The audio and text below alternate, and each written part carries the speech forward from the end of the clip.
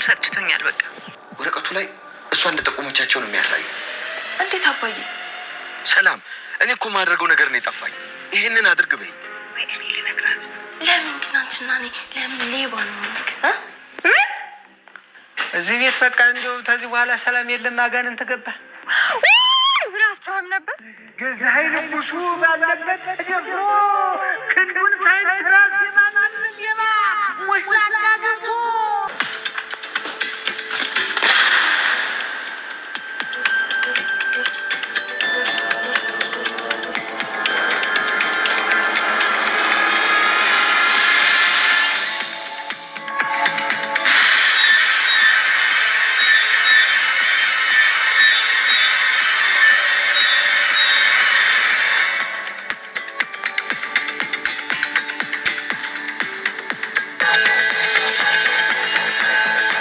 መዲ ዳጣን ከቤት ለማስወጣት የማታደርገው ጥረት አልነበረም።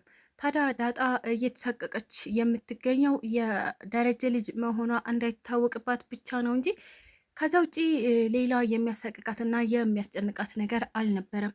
አሁን ደግሞ ዳጣ የደረጀ ልጅ መሆኗን መዲ ስለጠረጠረች ከቤት አስወጣታለሁ እናም ደግሞ እሷ እዚህ ቤት አትኖርም ብላ በማሰብ ሌባ አድርጋ ልታስወጣት እየሞከረች ትገኝ ነበረ። ነገር ግን በስከ መጨረሻ መዲ አንዳችም ነገር እንዳልተሳካላት አይተናል። ምክንያቱም አቢጌል ታሪክ ሰርታለች ዛሬ። አቢጌል እንግዲህ ዘራፊዎቹን ወይም ደግሞ ሌቦቹን አይነ ስውር በመምሰል ሸውዳቸው ነበረ እና እነሱ ደግሞ መዲ ጽፋ አስቀምጡ ያለቻቸውን ወረቀት ሲያስቀምጡ እያንዳንዷ እንቅስቃሴያቸውን አቢጌል ስትከታተላቸው ነበረ።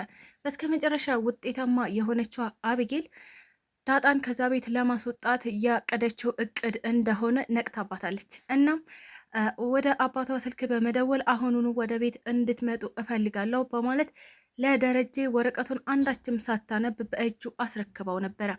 ደረጀም ይህንን ወረቀት ካየ በኋላ ኤቢ እባክሽ ለማንም እንዳትናገሪ፣ እኔ በምደርስበት መንገድ እደርስባታለሁ። ስለዚህ መዲ አሁንም ዳጣን አልተወቻትም ማለት ነው። ሲጨቃጨቁ ከነበረ እሷን ስትዝትባት ከነበረ እና ከዚህ ቤት እንደምታስወጣት ከዛተችባት እራሷን በራሷ እንዲዘርፋት አድርጋ ነው ማለት ነው ይል ነበረ ደረጀ። አቢጌልም አዎ እኔም እንደዛ ነው የማስበው፣ አባዬ ሁሉንም ነገር ሲያወሩ ሰምቻቸዋለሁ፣ ማለትም ጌጣጌጡ ፎርጅድ እንደሆነ እናም ደግሞ ጌጣጌጡን እንደሚመልሱላት፣ ነገር ግን ከጠፋ እኛን እኮ ትከሰናለች ማለትም ትቀበለናለች ሲሉ ሰምቻቸዋለሁ። ሁሉንም ነገር ሲመካከሩ ሰምቻለሁ ትል ነበረ።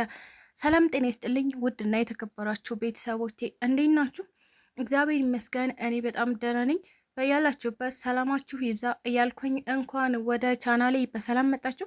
ለዚህ ዩቲዩብ ቻናል ደግሞ አዲስ ከሆናችሁ ሰብስክራይብ እያደረጋችሁ ቤተሰብ ሁኑ። እንዲሁም ደግሞ ሀሳብ አስተያየትም ካላችሁ ኮሜንት ላይ ጻፍ ማድረግ ትችላላችሁ። ቪዲዮን ከወደዳችሁት ላይክ፣ ሼር ማድረጋችሁን እንዳትረሱ። ለዛሬው ደግሞ ዳጣ ፊልምን ክፍል 112 ይዤላችሁ መጥቻለሁ። እስከ ቪዲዮ ፍጻሜ አብራችሁን ቆዩ። በተደጋጋሚ ችግሮችን እያስተናገደች የምትገኘዋ ዳጣ አሁን እኔ ለዚህ ቤት ችግር መፍጠር ሰልችቶኛል እናም ታክቶኛል እያለች ትገኝ ነበረ።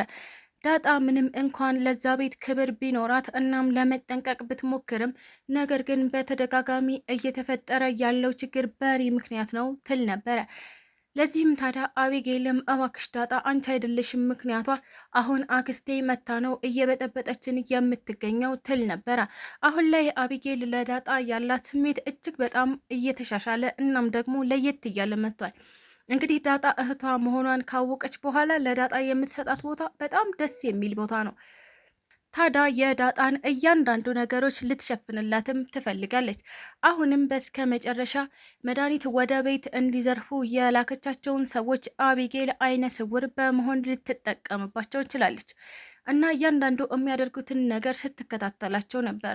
ልጅቷ አይነ ስውር ናት ብለው ስላሰቡ እነሱም ድርጊታቸውን ሲፈጽሙ የነበረው ያለ ሀሳብ ነበረ። ምንም ሳይጨናነቁ ስልኳን ለመውሰድ ጥረት ሲያደርጉ ብዙ ነገር ሲያደርጉ ነበር። ታዲያ አቢጌል በትዕግስት ይህንን ሁሉ ነገር ቁጭ ብላ ስትከታተላቸው ነበረ። በመጨረሻም ዘራፊዎቹ ከቤት ከወጡ በኋላ እየተሯሯጠች ወደ አባቷ ስልክ በመደወል ቶሎ ወደ ቤትና ቤታችን ተዘርፏል ስትልም ነግራው ትገኛለች። የቤቱ ጥበቃ የሆነው ገዜ አንዳች ነገር ነስንሰውብኛል ማለት ነው እንጂ በደህናዬ እኔ ገዛሃኝ ወንዱ እንደዚህ አልሆንም ነበር እያለም ጅብ ከሄደ ውሻ ጮኸ የሚባለውን ነገር እየተገበረና እየፎከረ ይገኝ ነበረ። ታዲያ ገዛሃኝ ምንም እንኳን ቤቱን ለመጠበቅ እናም እነሱን ላለማስገባት የተቻለውን ሁሉ ቢሞክርም ነገር ግን እንደተባለውም አንድ ነገር ነስነስ አድርገውበት ገዜ ከወደቀ በኋላ ዘራፊዎቹ ወደ ቤት ሊገቡ ችለዋል። ምንም የማታውቀዋ ውሃም አይቻቸዋለሁ ትል ነበር። እኔ እኮ እረስቻቸው እና ውሃ ስጡኝ እያልኳቸው ነበረ። እኔን አየት አድርገውኝ ነው ጥለውኝ የገቡት። እኔ ረስቸው ነው ሳልነግራቸው የቀረሁት ስላት ነበር ለዳጣ። ዳጣም ይህንን ነገር ስትሰማ እጅግ በጣም ተገረመች። ቆይ ገዜ እንዴት አድርገው ነው አንተ እያለህ የገቡት ስትልም ጠየቀችው። ገዜም ወይኔ ወንዱ እያለ አሁንም ፉከራውን ቀጠለ። ታዲያ ለዛም ብቅ ብላ አየችውና አሁን አንተ ወንድ ነህ ትለው ነበረ። ገዜ እጅግ በጣም ስለተናደደ ለዛ እባክሽ ሰይጣኔን አታምጪው፣ ታሳስጅኛለሽ። አሁን ጥሩ ስሜት ላይ አይደለሁም፣ ስለዚህ ከአጠገቤ ዞር በይልኝ ይላት ነበረ። ለዛም ገዜ አንዳች ነገር ከተጠናወተው በሚል እኔ ምን ላድርግህ፣ እኔ አይደለሁ ዘራፊዋ፣ ለምን እነሱን አልደበደብካቸውም ነበር እያለች እየፎጋገረችው ጥላው ገብታለች። ገዜም እጅግ በጣም ነበር የተናደደው። ሌባ ወይም ደግሞ ዘራፊ ናቸው ብሎ አላሰበም ነበር። አንዳች ሰይጣን ነው መጥቶ ሲታገለኝ የነበረው ነበረ ሲል የነበረው ነገር ግን በስከ መጨረሻ ሌቦቹ ድርጊታቸውን ከፈጸሙ በኋላ ለማምለጥ ሲሞክሩ እና ከቤት ሲወጡ አይቷቸው ነበር። እየተሯሯጠ ቢከተላቸውም ነገር ግን አልደረሰባቸውም። ያን ያየችው ዳጣ ቤቱ ተዘርፏል ማለት ነው እያለች ችግር ውስጥ እንደገቡ አድርጋ እየተጨናነቀች ትገኝ ነበር። በመጨረሻ ግን የምርም መድኃኒት እንዳላከቻቸው ያወቁበት ትልቅ ሚስጥር አለ። አንደኛ ደብዳቤው ነው። ደብዳቤው ላይ ዳጣ እንዳላከቻቸው እናም አቅጣጫውን የቤቱን ሙሉ ፕላኑን እሷ እንደጠቆመቻቸው የሚያሳይ ነበረ። ይህንን እያየው ደረጀ ስለዚህ ሁሉንም ነገር ያቀነባበረችው መድኃኒት ናት ማለት ነው ይል ነበረ። እርግጠኛም ሆኗል።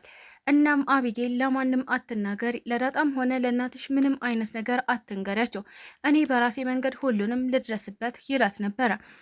ሰላም ወደ ደረጀ ስልክ በመደወል ጋሼ ከዚህ በላይ መሰቃየት አልችልም፣ እናም ልጄ እንድትሰቃይብኝ አልፈልግም፣ አሁኑኑ ለዳጣ እናቷ እንደሆንኩ ንገርልኝ ትለው ነበረ። ደረጀም ሰላም እየቀለድኩ ይመስልሻል እንዴ? እኔ እኮ እንዴት ብዬ እንደምነግራት ግራ ገብቶኝ ነው እንጂ ለመናገር ሳልፈልግ ቀርቼ ወይም ደግሞ የእሷን ስቃይ ፈልጌው አይደለም ይላት ነበረ። ታዲያ በመጨረሻም ሰላም ደረጀ አንተ የማትናገር ከሆነ አሁኑኑ ደውዬ ልጄ እንደሆነች እኔም እናቷ እንደሆንኩኝ እነግራታለሁ ትለው ነበረ። ደረጀም ዛሬም ሀሳቡን አልቀየረም። እየተሳቀቀ እየኖረ እንደሆነ የሚታወቅ ጉዳይ ነው።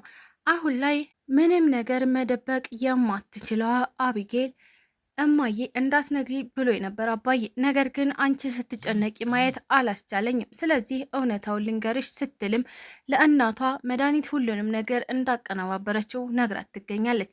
ታዲያ ወይዘሮ ማርታም ቆይ ወደ ቤት ትምጣ እማደርጋትን እኔ ነኝ የማውቀው እያለችም እየዛተች ትገኝ ነበረ። እንግዲህ በመጨረሻ ወይዘሮ ማርታ መድኃኒትን ምን ልትላት እንደምትችል ቀጣይ የምናየው ይሆናል።